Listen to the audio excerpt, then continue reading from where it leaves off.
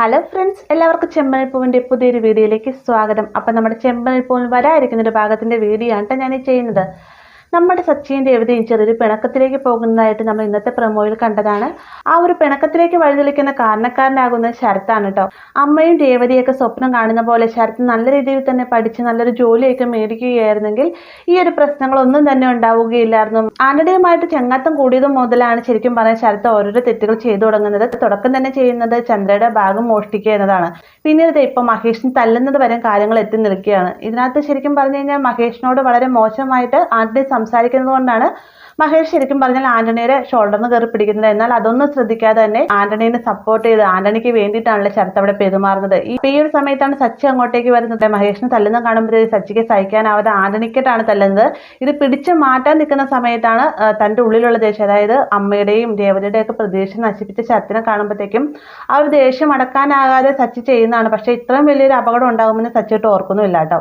അങ്ങനെ ശരത്ത് ഹോസ്പിറ്റലിലാകുന്ന സമയത്ത് ഡോക്ടർ രേവതിയോട്ട് പറയുകയാണ്, ശരത്ത് എന്തായാലും ബൈക്കിൽ നിന്ന് വീണതല്ല, ഒന്നെങ്കിൽ ആരുമായിട്ട് അടിപിടി കൂടിയത്, അതല്ലെന്നാണ് ശരത്തിനെ ആരും ആക്രമിച്ചത്, അല്ലാതെ ഇങ്ങനെ കൈക്കൊരിക്കലും ഇത്രയും ഒരു അപകടം പറ്റുകയില്ല, എന്തായാലും ഒരു സർജറി വേണ്ടി വരുമെന്നൊക്കെ പറയുമ്പോഴത്തേക്കും രേവതി ഈ കാര്യം ചെന്ന് ചോദിക്കാൻ, ആരാണ് നിന്നെ തല്ലിയത്, നീ എന്തായാലും ബൈക്കിൽ നിന്ന് വീണതല്ല, ഡോക്ടർ ആ കാര്യം ഉറപ്പിച്ച് പറഞ്ഞിട്ടുണ്ട്, നിന്നെ ഉപദ്രവിച്ചത് ആരാണ് നീ തുറന്ന് പറയുന്നൊക്കെ പറയുന്ന സമയത്ത് സച്ചിയേട്ടനാണെന്നുള്ള കാര്യം ശരത്ത് തുറന്ന് പറയുകയാണ്. ഇത് കേൾക്കുമ്പോഴത്തേക്കും രേവതിക്കും അമ്മയ്ക്കും തീണുവിനൊക്കെ ഭയങ്കര ഷോക്കാവുന്നുണ്ടല്ലേ.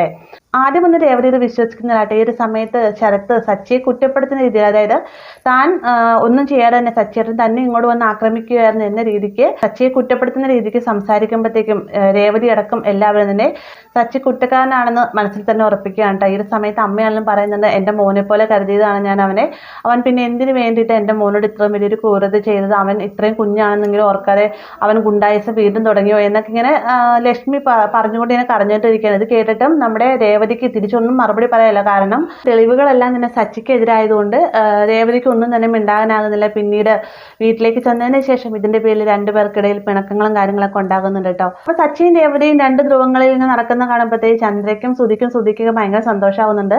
എന്നാൽ രവി അങ്ങനെയല്ലോ.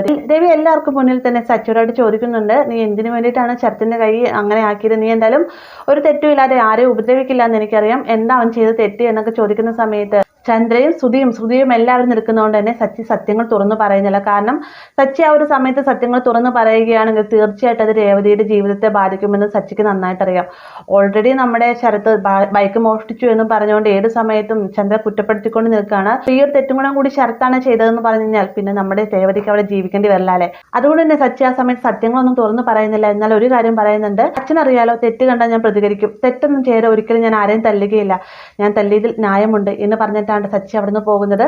അപ്പോൾ സച്ചി ഇങ്ങനെ പറയുന്ന കേൾക്കുമ്പോഴത്തേക്കും രേവതിക്കും ചെറിയ ഡൗട്ടൊക്കെ തോന്നുന്നുണ്ട്. എന്നാൽ സച്ചി സത്യങ്ങൾ തുറന്നു പറയാത്തതുകൊണ്ട് തന്നെ സച്ചിയെ സപ്പോർട്ട് ചെയ്ത് രേവതിക്ക് സംസാരിക്കാനാവാത്ത അവസ്ഥയിലാണ് കേട്ടോ.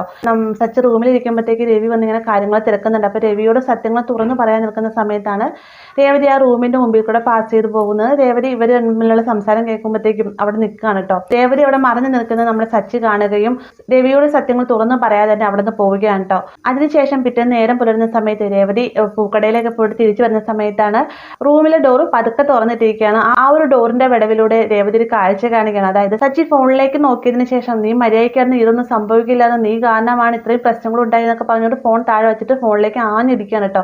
ഈ ഒരു കാഴ്ച കാണുമ്പോൾ രേവതി എന്തായിരിക്കും സച്ചിയായിട്ട് ഫോണിൽ നോക്കി ഇത്രയധികം ദേഷ്യപ്പെടുന്നത്, എന്തിനായിരിക്കും ഫോണിലേക്ക് ഇരിക്കുന്നത് എന്നൊക്കെയാണ് ചിന്തിച്ചുകൊണ്ട് റൂം തുറന്ന് അകത്തേക്ക് കയറി ചെല്ലുന്ന സമയത്ത് സച്ചി വേഗം ഇരുന്നോട്ടുന്ന് എഴുന്നേക്കാണ്. എന്നിട്ട് കുളിച്ചിട്ട് വരട്ടെ എന്നും പറഞ്ഞുകൊണ്ട് തോർത്ത് കൊടുത്തിട്ട് അകത്തേക്ക് കയറി പോവാണ് കേട്ടോ. സച്ചി ഇത്രയധികം ദേഷ്യപ്പെട്ട് ഫോണിലേക്ക് പറയുകയും അതുപോലെ ഇടിക്കുകയൊക്കെ ചെയ്തെങ്കിൽ എന്തോ ഒരു കാര്യം ഇതിനകത്തുണ്ടെന്ന് നമ്മുടെ രേവതിക്ക് മനസ്സിലാവുകയാണ്. അതുകൊണ്ട് തന്നെ രേവതി പതുക്കെ സച്ചിയുടെ ഫോൺ എടുത്ത് നോക്കും. അതേസമയം തന്നെ സച്ചി ബാത്റൂമിൽ ഇരുന്നുകൊണ്ട്, അയ്യോ എൻ്റെ ഫോൺ, രേവതി അവിടെ ഉണ്ടല്ലോ, രേവതി ഫോൺ നോക്കിക്കഴിഞ്ഞാൽ ആകെ പ്രശ്നമാവില്ലോ എന്ന് പറഞ്ഞുകൊണ്ട് സച്ചി വേഗം കുളിമുറിയിൽ നിന്ന് പുറത്തേക്ക് വന്ന് നോക്കുന്ന സമയത്ത് സച്ചി ഉദ്ദേശിച്ച പോലെ തന്നെ രേവതിയുടെ കയ്യിൽ ഫോണും പിടിച്ചുകൊണ്ട് നിൽക്കുകയാണ് കേട്ടോ. വേഗം തന്നെ രേവതിയുടെ കയ്യിൽ നിന്ന് ഫോൺ തട്ടിപ്പറിച്ച് മേടിച്ചിട്ട് പറയുകയാണ്, മറ്റൊരാളുടെ ഫോൺ നോക്കുന്നതിനൊക്കെ അറിയാൻ പാടില്ലേ, ഇത്രയും കാലമായിട്ട് നീ അതൊന്നും പഠിച്ചിട്ടില്ലേ എന്നൊക്കെ ചോദിച്ച് ദേഷ്യപ്പെടുന്ന സമയത്ത്, ഞാൻ എൻ്റെ വേറെ ആരുടെ ഫോണല്ലല്ലോ എടുത്ത്, സച്ചിയുടെ ഫോണല്ലേ, ഇത് ആദ്യമായിട്ടൊന്നും അല്ല എടുക്കുന്നതെന്ന് ചോദിക്കുന്നു. ഇത് നീ അങ്ങനെ എൻ്റെ ഫോണൊന്നും എടുക്കണ്ട എന്ന് പറഞ്ഞ് ദേഷ്യപ്പെട്ടുകൊണ്ട് ഫോൺ എടുത്തുകൊണ്ടാണ് നമ്മുടെ സച്ചി കുളിമുറിയിലേക്ക് പോകുന്നത്. അപ്പോൾ ഈ ഒരു സമയത്ത് രേവതി ചിന്തിക്കുന്നത്, ഞാൻ കാണാതിരിക്കാണ്ട് എന്തോ രഹസ്യം സച്ചിയുടെ ഫോണിൽ മറച്ചു പിടിക്കുന്നത്, അതെന്തായാലും തീർച്ചയാണ് എന്നൊക്കെ നമ്മുടെ രേവതി മനസ്സിലാക്കുന്നുണ്ട്. അപ്പോൾ ഇങ്ങനെ ഒരു ഭാഗം നമുക്ക് അടുത്ത ആഴ്ചയോടെ തന്നെ പ്രതീക്ഷിക്കാവുന്നതാണ്. വീഡിയോ ഇഷ്ടമായി എന്ന് കരുതുന്നു. വീഡിയോ ഇഷ്ടമായി കഴിഞ്ഞാൽ ലൈക്ക് ചെയ്യാനും കൂടെ ചാനൽ സബ്സ്ക്രൈബ് ചെയ്യാനും മറക്കരുത്.